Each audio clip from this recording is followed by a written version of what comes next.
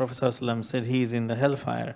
Some people went to his house looking for its cause and found there a cloak that he had stolen. Bukhari.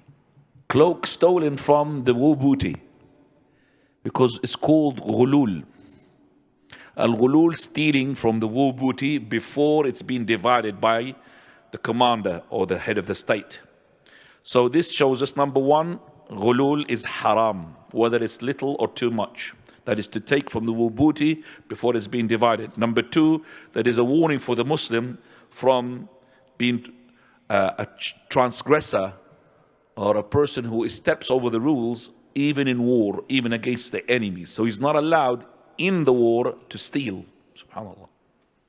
Can't steal from the houses of the people or rob. You tell me which army, which country have this convention. You tell me, where is that? Where does it exist?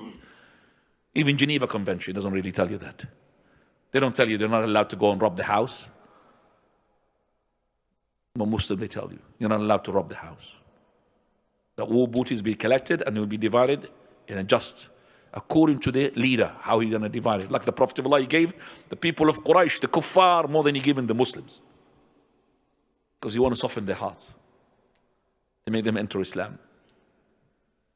Which country, which place? Tell me. This is subhanallah. So this is a covenant. You only find it with the Muslims. You're not allowed to steal from the war booty. Number three is also from the benefits of this, that if it is haram to steal from the war booty, which is the enemy's money, before it's been divided, it's more haram to, as well, to betray the Muslims and steal their own money and make, stealing of their own money and their trust. Okay? And especially, I'm talking about the general public money. Do you understand that? Public money. You start cheating to take more money, to make yourself you're poor, so to take more zakah, sadaqah, and you're not. You're hiding all your millions and all of that. All of this as well is going to entail for you hellfire, because it's a major sin.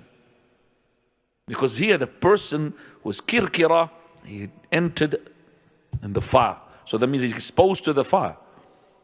And anything which is being promised that you're going to enter fire upon acting that particular act, that means that act is a major sin.